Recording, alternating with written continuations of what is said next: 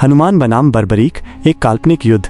ये एक और रोमांचक काल्पनिक परिदृश्य है जिसमें दो महान योद्धा हनुमान और बर्बरीक एक युद्ध में आमने सामने आते हैं। हनुमान रामायण के एक शक्तिशाली वानर योद्धा और भगवान राम के अनन्य भक्त हैं, जबकि बर्बरीक महाभारत के एक अद्वितीय धनुर्धर हैं जिन्हें अपने 3 अमोघ बाणों के लिए जाना जाता है। ये कल्पना करना दिलचस्प है कि इन दो महान योद्धाओं के बीच यदि युद्ध होता तो कौन विजयी होता।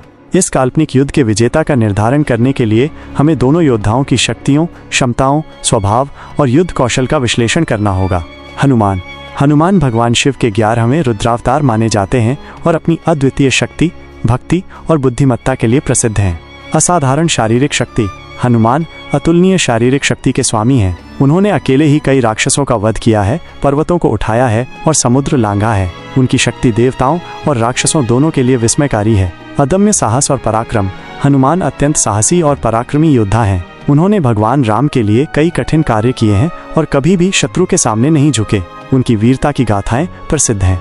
वायु की गति। हनुमान वायु के समान गति से उड़ सकते हैं और कहीं भी पलक झपकते ही पहुंच सकते हैं। ये क्षमता उन्हें युद्ध में अद्वितीय गति और चपलता प्रदान करती है। अनेक दिव्य अस्त्र शस्त्र। हनुमान के पास कई दिव्य अस्त्र शस्त्र हैं जिनमें उनका प्रसिद्ध गदा शामिल है। वे अपनी शक्ति से किसी भी साधारण वस्तु को भी शक्तिशाली हथियार में बदल सकते हैं। अभूतपूर्व बुद्धिमत्ता और कूटनीति। हनुमान न केवल एक महान योद्धा हैं, बल्कि वे अत्यंत बुद्धिमान और कुशल कूटनीतिज्ञ भी हैं। उन्होंने कई बार अपनी बुद्धिमत्ता से भगवान राम और उनकी सेना की सहायता की है। इच्छा शक्ति और भक्ति। हनुमान की इच्छा शक्ति अत्यंत दृढ़ है और उनकी भगवान राम के प्रति अटूट भक्ति उन्हें असीम शक्ति प्रदान करती है। उनकी भक्ति उन्हें हर चुनौती का सामना करने की प्रेरणा देती है। अजर अमर। हनुमान को अजर अमर होने का वरदान प्राप्त है, जो उन्हें किसी भी युद्ध में एक महत्वपूर्ण लाभ प्रदान करता है।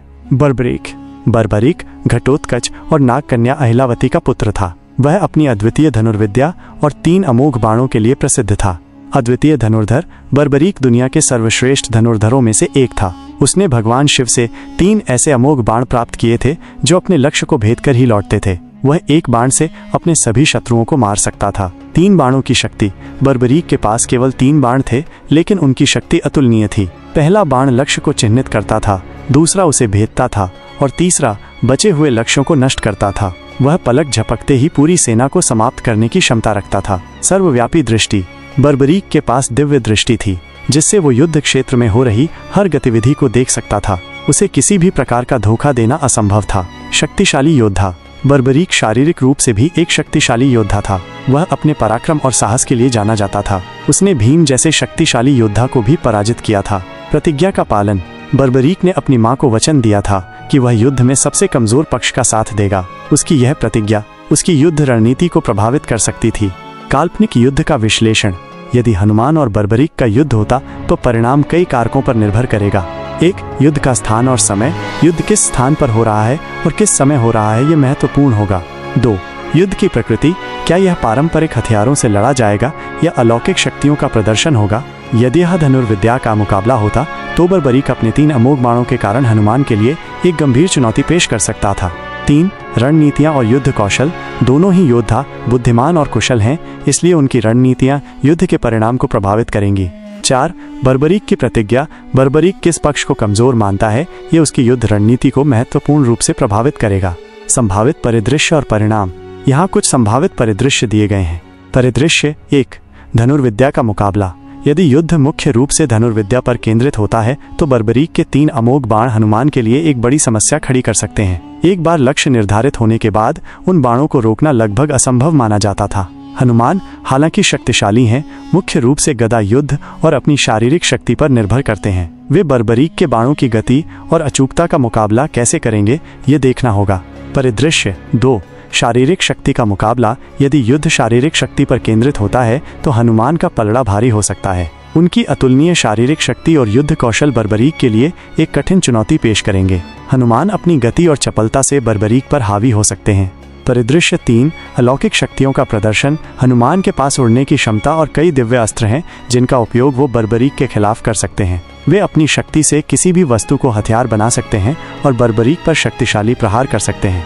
परिदृश्य 4, बर्बरीक की रणनीति। बर्बरीक की दिव्य दृष्टि उसे हनुमान की चालों को पहले से भांपने में मदद कर सकती है। वो अपनी प्रतिज्ञा के अनुसार सबसे कमजोर पक्ष का साथ देगा, लेकिन ये तय करना मुश्किल होगा कि वो हनुमान को कमजोर मानेगा या नहीं। यदि वह हनुमान की अपार शक्ति को पहचान लेता है तो वह अधिक सतर्कता से युद्ध करेगा।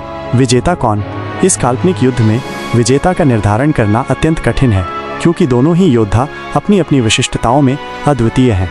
बर्बरीक का पलड़ा भारी हो सकता है यदि युद्ध मुख्य रूप से धनुर्विद्या पर केंद्रित हो और हनुमान के पास बर्बरीक के अमोघ बाणों का मुकाबला करने का कोई प्रभावी तरीका न हो। बर्बरीक की दिव्य दृष्टि भी उसे हनुमान की चालों को भांपने में मदद कर सकती है।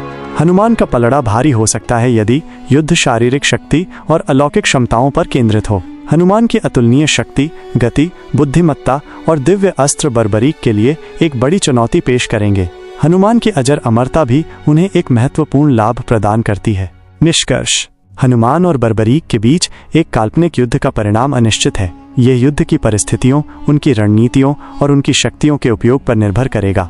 यदि बर्बरीक अपने 3 अमोघ बाणों का कुशलतापूर्वक उपयोग करता है और हनुमान के पास उनका मुकाबला करने का कोई प्रभावी तरीका नहीं है, तो बर्बरीक विजयी हो सकता है। उसकी दिव्य दृष्टि भी उसे हनुमान पर हावी होने में मदद कर सकती है।